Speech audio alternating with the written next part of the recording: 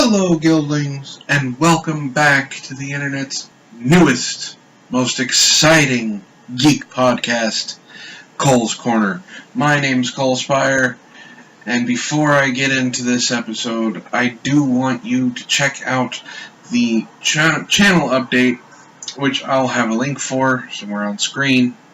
It's got some interesting stuff on there and a little bit of incentive for you. So, let's get right into why you clicked the link on this video, and that is a review of Blizzard's first foray into big budget movies, Warcraft.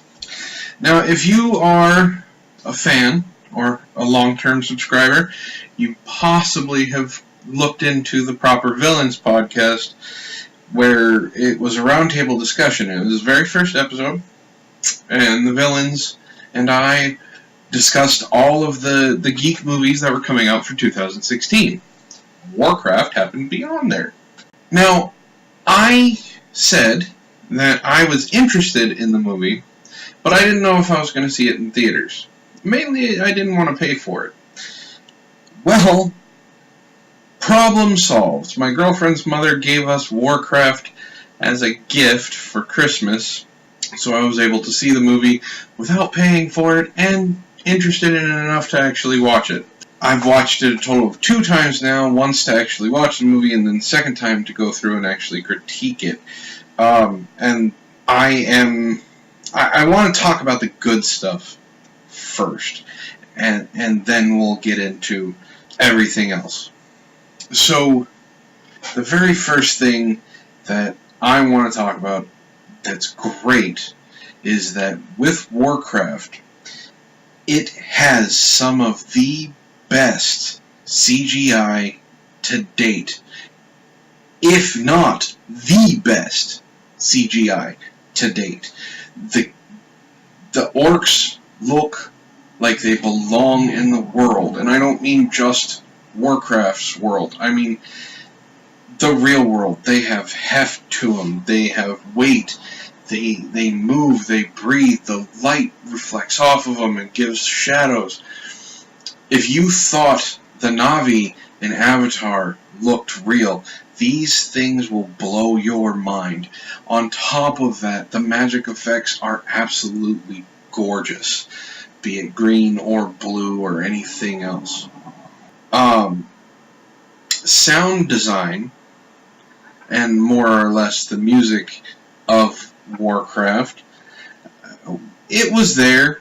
Fantasy epic. There was not many jovial tunes going through this, nothing with actual wordage, but it wasn't impactful.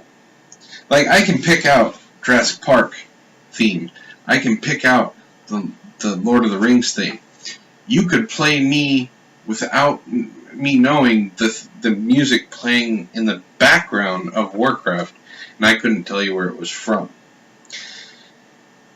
Now, I know that sounds bad, but it's kind of doing what music is supposed to do in these fantasy epics. It's supposed to kind of be in the background and not let you focus so much on it. So it did what it was supposed to do. It would have been glaringly obvious if the music wasn't there. The acting is on point. No one overacts. No one chews the scenery. They all take their characters very seriously. The voice acting for the orcs and the elves and the dwarves, all really great. Well, I should say, not the elves. The elves had normal creature effects.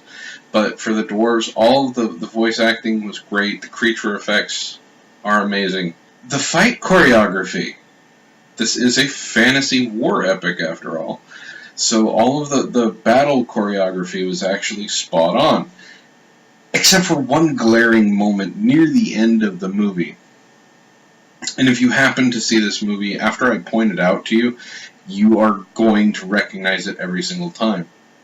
Now, this movie blends CGI with real life, and it does it flawlessly, except for this one glaring instance.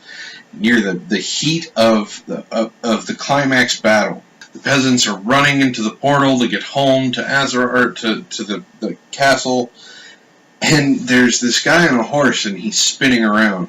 Now, he didn't do it fast enough in practical effects, so when the CGI got a hold of it, he's supposed to be being taken down by an orc, and he does it so slowly it actually looks like the orc that he was fighting on horseback and him are playing Ring Around the Rosie. It's just really awkward. It's one of the only awkward moments that I could find in that type of aspect of the movie, with the CGI and everything not really meshing. The audio sync is perfect. There's no clipping, no anything like that. No delay. So all of that stuff is amazing and great. But now we got to talk about the bad. And I don't know if you noticed, but I didn't talk about characters, and I didn't talk about story. So I'm going to say right now, spoiler warning. I'm going to try and not put any spoilers in here, but there are certain things I got to talk about that are going to be spoilers. So if you don't want spoilers, just jump to the end, the last minute or so of the video, and you can hear my final verdict on everything, and, you know, give it a thumbs up or whatever you want to do. You have been warned. So let's jump into the bad. I can only name 3 characters off the top of my head for this movie. I can only name 3 characters off the top of my head without looking up the names. And the way that we're introduced to them, it is bad. It's just bad. So we meet the main character, which I can't, like I said, I can't remember for the life of me. And this is the one that we're supposed to relate to. I believe, I'm looking it up now, I believe it's either Lane or Anduin. I don't know. We're introduced to him, and we're introduced to him as being dashing, brave, and funny. And the only thing I can think of is, Blizzard, please, give me some more. 20 minutes after meeting this character, we're still dealing with the fact that he is just dashing, brave, and funny. Blizzard, give me more. And the response to that is, did we tell you he's dashing? We did mention he's dashing, right? And he's brave. He's so brave. We mentioned bravery. And he's funny. He's quirky. He's got a great sense of humor. Did we mention he's funny? And that's what we get. The character is the epitome of a Mary Sue hero. And there's no flaw to him that we are being shown. And that's an important part. And then we meet another character really quickly. I don't know his name again. I'm calling him Jace because he reminds me of Jace Beleren from Magic the Gathering. He's a mage. He has a rune or a tattoo on his arm. They mention something about it, and then you never hear about it again. It's not explained. Nothing about these characters gets explained. Nothing about the lore gets explained. Nothing about the history of Azeroth gets explained. And for me, that's a problem. You see, I'm not a fan of World of Warcraft. I am not a fan of Warcraft. The only reason I know a couple of these names is because I've played Hearthstone. And one of those names is Medivh. And this is what I'm talking about with spoilers. Blizzard gave away a couple free things with their DVD Blu-ray set, which they are wont to do. They like doing that stuff. It's to get people to entice to play their games and stuff like that. I know who Medivh is because one of the portraits you get for Hearthstone for free is Medivh. Except it's a different version of Medivh than what we got from the movie. Blizzard, for the people who had never seen the movie and just bought it and then immediately were playing Hearthstone and stuff like that, got a spoiler for the movie. But honestly, it's okay. Because Blizzard projects what they spoil with their little gift. It projects like it's going onto an IMAX screen. Okay? We find out Medivh is the Guardian. That's all we hear. He's the Guardian. No one's heard from him for 6 years. The only person who has the power to summon him is the King of Azeroth. What is he the guardian of? Is he a guardian of great magic? Is he a guardian of the library? Is he a guardian of the galaxy? Is he a guardian of the universe? They don't say. Then you go meet Medivh, and they still don't say. And then they still don't say. This is how it works for each character that you are introduced to. They don't tell you anything about them. And that's one of the main problems with this movie, is when it's supposed to tell you, it tries to show you. And when it's supposed to show you, it tries to tell you. It makes the audience assume certain things that are going to happen, instead of actually explaining why those things are going to happen. Now, after meeting Medivh and seeing what he can do, then you can work out, oh, he's the reason that Azeroth has been at peace for the last 6 years. He's one of the most powerful mages in the continent, in Azeroth. There's a reason you don't mess with him. Alright, cool. After all, then the other character I remember is Garona. She is the half-orc slave girl, I guess, slave girl turned warrior. We get no character development from any of these characters. None whatsoever. And we are supposed to emote with them. We are supposed to empathize with them when certain things happen. Now, I'm bringing up Garona, but I'm going to bring up something first. Something bad happens to Mary Sue Hero halfway through this movie. And believe it or not, this movie is 2 hours long, and you feel it. Like Return of the King feel it. So something happens to Mary Sue Hero, and it's bad. He loses his son in a battle. His son, who you've seen twice before, has been trying to live up to his father's shadow. Except you don't understand any of this, you don't get any of this, because there's no point in it, because they don't deal with that portion of the story. It's given to you, and then let go, and forgot about, until this point in time. So, Mary Sue Hero is distraught. He's drinking heavily. Garona, the half-orc slave/warrior, is teleported to him in his time of need, emotional need, and then poof, suddenly romance arc. And when I mean suddenly, I mean like surprise sex suddenly. There's no build-up to this. It's suddenly, hey, you're a really good warrior, so I find you hot, and you're kind of exotic, so I find you hot. That's it. No excuse given. Now, we're supposed to feel bad for the hero, that he's the one that we're supposed to relate to, because he lost his son. Except we can't, because there was no emotion built, because this character wasn't given to us. It wasn't told anything about it. I can talk about this forever. And it keeps pissing me off each time. Now, the villain is named Gul'dan. Why do I know his name? Because he's a character in Hearthstone. He's the villain. Sort of. He deals with the Fel. What's the Fel? Well, I'm glad you asked, because if I don't tell you, there's a really good chance you're not going to know. This movie has such a problem with dropping the knowledge that it's supposed to give you. That's what a movie is supposed to do, and I don't know if it was the director, I don't know if it was writers, I don't know if it was Blizzard coming in and saying, no, don't talk about that, let them discover it. What this reminds me of is a 14-year-old's fan fiction. It's cryptic for cryptic's sake. Leaving things out to try and throw a twist at you, or to do this big reveal. For no reason.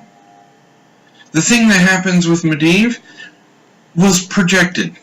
But it would be nice if you explained why it happened.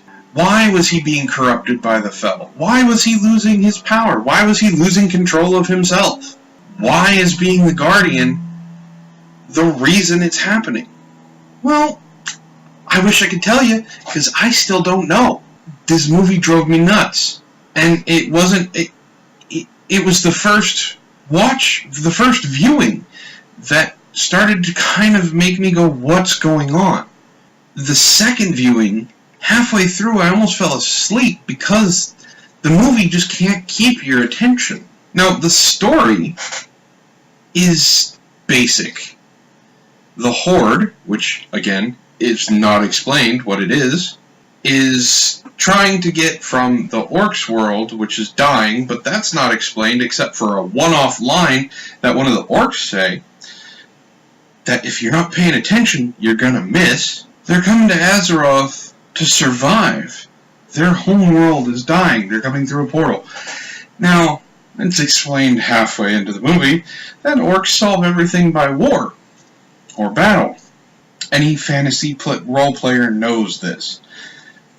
That's fine. The story is of them, the aftermath of them coming in to invade, and what the humans are going to try and do to fight against it. It's very basic, and not entertaining at all. This is gonna piss a lot. This review is gonna piss a lot of my friends off because they are fans of World of Warcraft and Warcraft itself. I'm not. This movie didn't tell me a single thing. When I have to text one of my friends who I know is into the lore to understand certain things during the first viewing of this movie to understand it, that's bad. Blizzard had the perfect opportunity with this movie to get new fans, to get people interested in their properties. Instead, what they did is they made a movie for the fans, and the fans alone.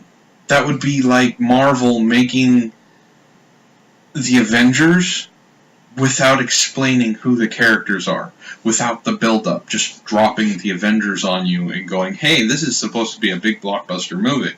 I don't know if Blizzard expected the fans of the series to be enough to make it money, or if they thought that the fans of the movie were going to bring their friends who weren't fans of the franchise and explain everything to them. Because that's what it looked like they wanted to do.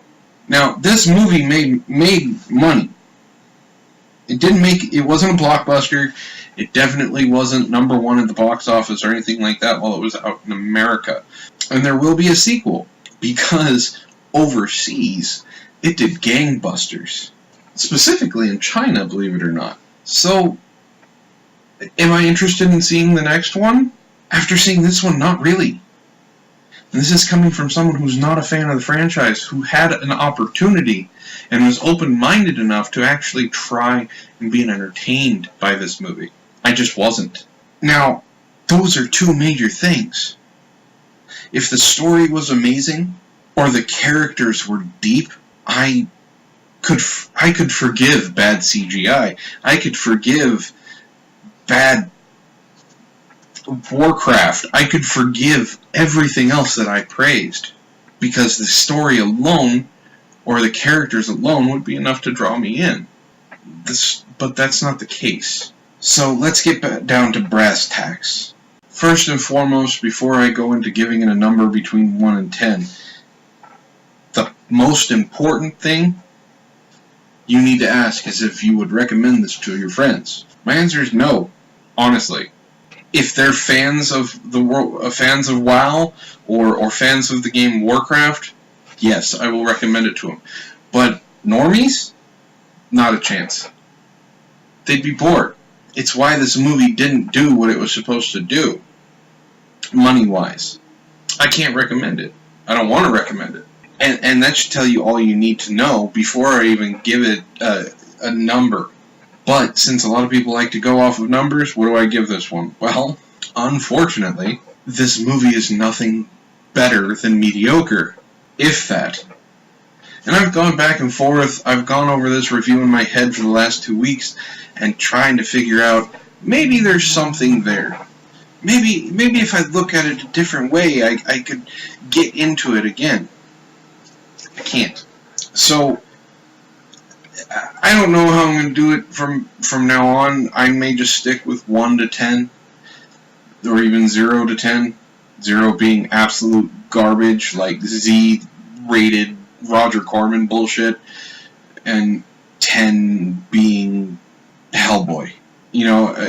But as of right now, this movie, without being able to recommend it to friends, with it not being able to keep my attention, someone who loves fantasy epic movies, it's a 4 out of 10.